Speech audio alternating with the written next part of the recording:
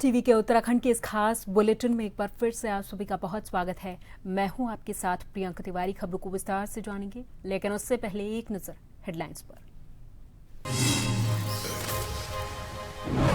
Uttarakhand CSR dialogue कार्यक्रम में CM Dhami ने की शिरकत। राज्य की विकास यात्रा में सहयोग करने की अपील। कहा, सामाजिक योगदान का विशेष महत्व।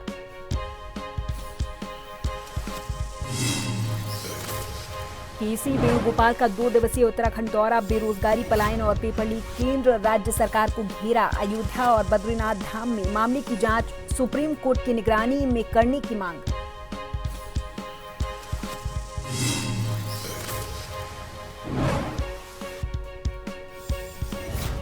उत्तराखंड में जन सेवा शिविर का आयोजन। जन जन के द्वार पहुंची सरकार। 2366 लोगों को मिला लाभ।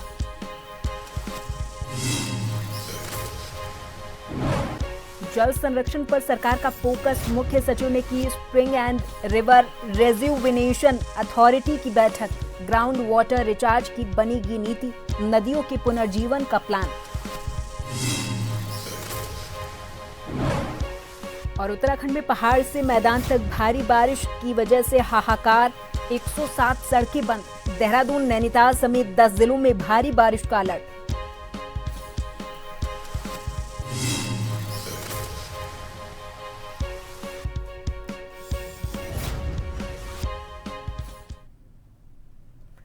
मुख्यमंत्री पुष्कर सिंह धामी ने मुख्य सेवक सदन में आयोजित उत्तराखंड सीएसआर डायलॉग कार्यक्रम में उद्योग जगत से राज्य की विकास यात्रा में सीएसआर के माध्यम से सहयोग करने की अपील की।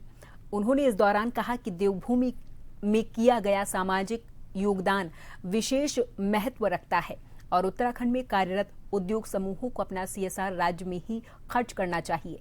मुख्यमंत्री ने कहा कि उत्तराखंड की भौगोलिक और पर्यावरणीय परिस्थितियां अन्य राज्यों से अलग हैं, इसलिए यहाँ विकास के साथ रोजगार, शिक्षा, महिला सशक्तिकरण, ग्राम विकास और पर्यावरण संरक्षण पर समान रूप से ध्यान देना जरूरी है।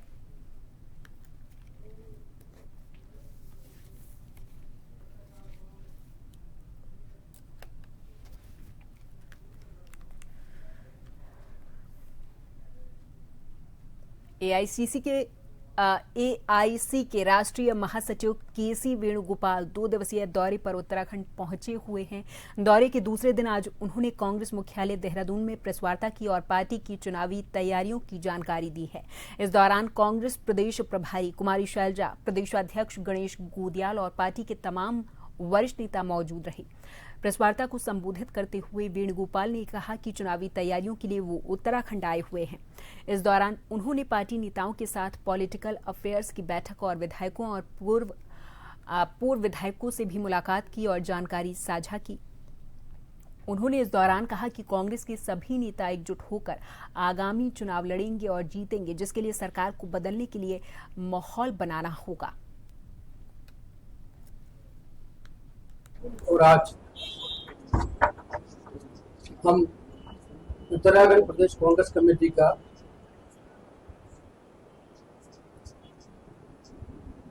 डिफरेंट लेवल नेतागण के साथ बातचीत मुलाकात की। ऑर्गेनाइजेशनल प्रिपरेशन के लिए, इलेक्शन प्रिपरेशन के लिए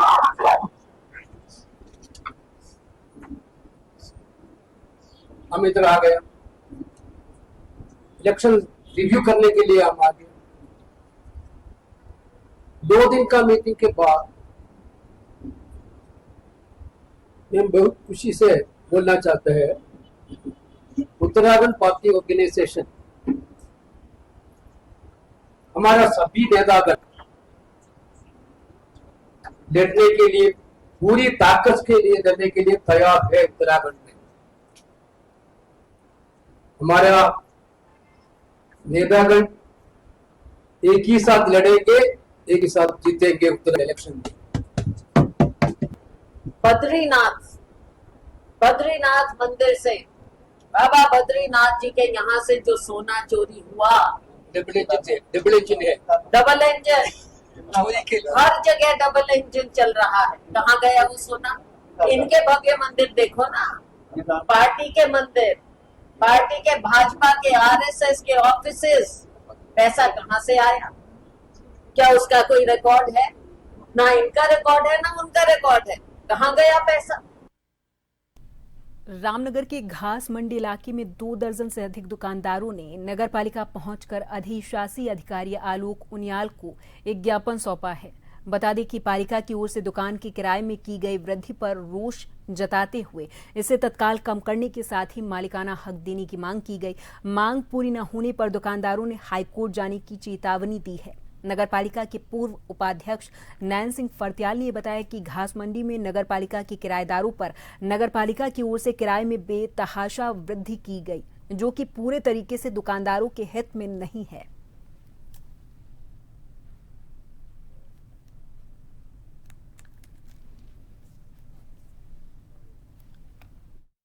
हमारा मसला था कि इन्होंने हमने नाम से रजिस्ट्री नहीं करी है और उल्टा जो है इन्होंने हमारे किराए बढ़ाने वाली वो कर रखी है इन्होंने कि 10 गुना किराया जो है बढ़ेगा करके। तो हम लोग इतने उस लायक तो है नहीं कि क्या नाम यार हम इतने किराए बढ़ाते रहें, कल को फिर ये कहेंगे अगले साल फिर बढ़ाओ, ऐसे करते रहेंगे, ऐसे तो हमारा शोषण हो जाएगा।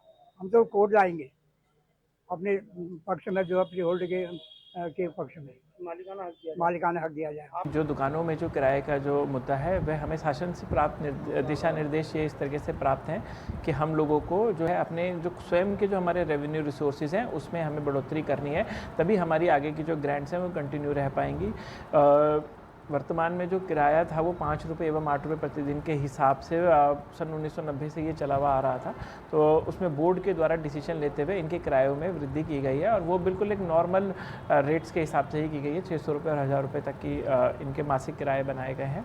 साथ ही इनकी जो दूसरी डिमांड है जो वो है मालिकाना हक दिलाने के संबंध में, तो उस संबंध में मैं अवगत कराना चाहता हूँ कि अभी हम लोग जो भी डिसीजन ले पाते हैं वो सरकार के द्वारा जो भी वर्तमान में जो नियम है उसके अनुसार ही लिए जा सकते हैं। इनके जो भी ज्ञापन है उसमें हम लोग पूरा डीप स्टडी करते हुए उसमें सभी एंगल्स को देखते हुए फिर उसे बोर्ड में प्रस्तुत करेंगे।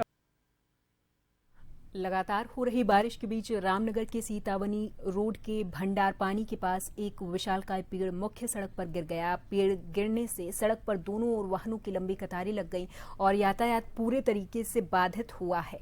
इधर सूचना मिलते ही अग्निशमन और आपात सेवा केंद्र रामनगर की टीम तत्काल मौके पर पहुंची और राहत और बचाव अभियान चलाकर सड़क को यातायात के लिए फिर से खोला गया है।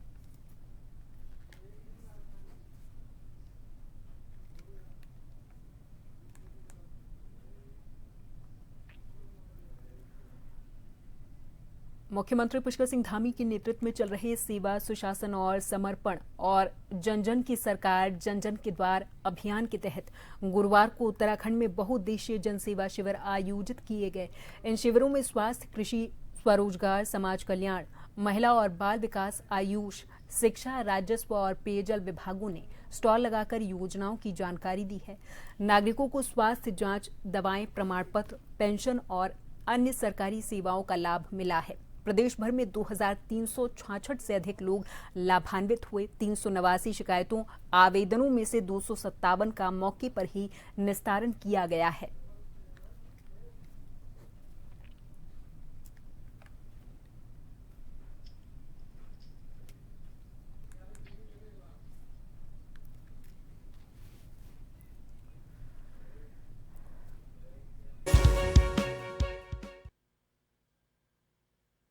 मुख्य सचिव आनंद वर्धन की अध्यक्षता में सचिवालय में spring and river rejuvenation authority की उच्च स्तरीय समिति की बैठक हुई है। उन्होंने भूजल रिचार्ज पर विशेष ध्यान देते हुए वर्षा जल संरक्षण और ग्राउंड वाटर रिचार्ज के लिए नीति तैयार करने को कहा है।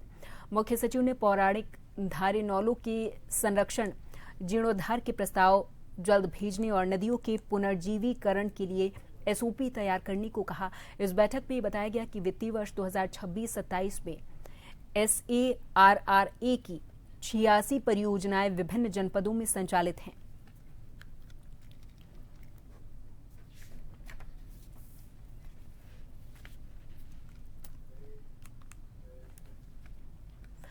उत्तराखंड खाद्य सुरक्षा और औषधि प्रशासन की ओर से शिक्षा विभाग और जिला प्रशासन चंपावत के सहयोग से टनकपुर में खाद्य सुरक्षा विभाग के राजेंद्र सिंह कठायत उपायुक्त कुमाऊं मंडल के नेतृत्व में 1 दिवसीय प्रशिक्षण कार्यशाला का आयोजन किया गया, जिसमें FSSAI के महत्वपूर्ण ईट राइट स्कूल कार्यक्रम के तहत प्रधानमंत्री श्री राजकीय बालिका इंटर कॉलेज टनकपुर और बनबसा क्षेत्र के राजकीय विद्यालय में तैनात प्रधानाचार्य और शिक्षक शिक्षिकाओं को खाद्य सुरक्षा, सुरक्षित आहार, स्वास्थ्य का आहार से संबंधित प्रावधानों के बारे में विस्तार से PPT के माध्यम से जागरूक किया गया है।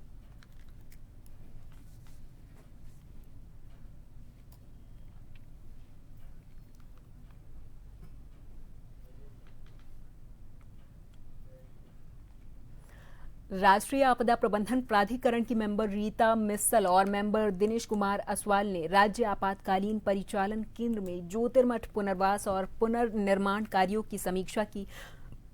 उन्होंने कार्यों की प्रगति पर संतोष जताते हुए सभी परियोजनाएं समय के साथ गुणवत्तापूर्ण और पारदर्शी ढंग से पूरी करने को कहा है।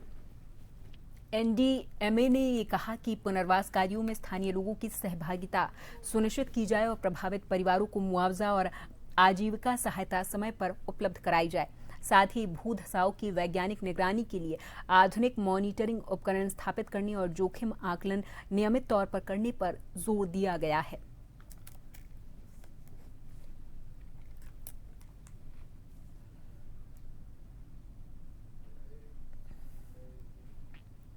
उत्तराखंड हाईकोर्ट ने हरिद्वार में गौकशी की बढ़ती घटनाओं पर चिंता जताई। कोर्ट ने पूछा कि आखिर हरिद्वार में गौकशी क्यों अधिक हो रही, जब पुलिस को पहले से सूचना होती है तब भी आरोपी मौके से कैसे फरार हो जाते हैं। हरिद्वार जिले के रुड़की के खेलपुर गांव में कथित गौमांस तस्करी के मामले में न्यायमूर्ति आलोक मेहरा की एकल पीठ ने सुनवाई की। याचिकाकर्ता उस्मान ने दायर अग्रिम जमानत याचिका में यह दावा किया कि उसे मामले में झूठा फंसाया गया और गिरफ्तारी से संरक्षण दिए जाने की मांग की गई। कोर्ट ने आरोपी उस्मान को अग्रिम जमानत देते हुए राज्य सरकार को 3 सप्ताह के अंदर जवाब दाखिल करने को कहा है।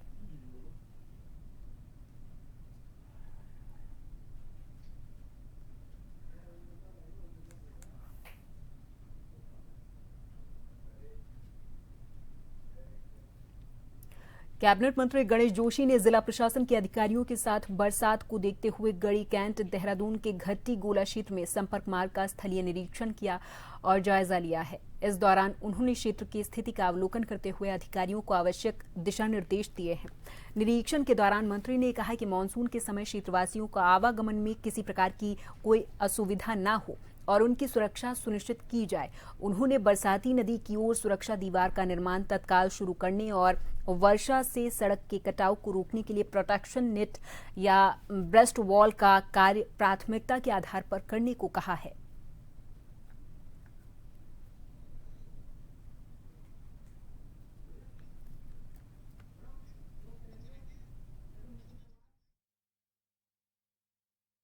विधानसभा चुनाव के लिए सल्ट विधानसभा सीट से अपनी दावेदारी जताई है। उन्होंने कहा कि सल्ट विधानसभा एक दूरस्थ क्षेत्र है जिसका विस्तार मोहान से नगचूला खाल तक है। दीपक भट्ट ने कहा कि आजादी के बाद प्रदेश के अन्य क्षेत्रों की तुलना में सल्ट और स्यालदे क्षेत्र अपेक्षित विकास से वंचित रहे। उन्होंने ये आरोप लगाया कि बीते वर्षों में जनप्रतिनिधियों ने क्षेत्र के विकास के लिए कोई ठोस काम नहीं किए। उन्होंने कहा कि सल्ट और स्यालदे विकासखंड की अधिकांश सड़कें बदहाल हैं और लोग आज भी मूलभूत सुविधाओं के अभाव में जीवन जीने को मजबूर हैं।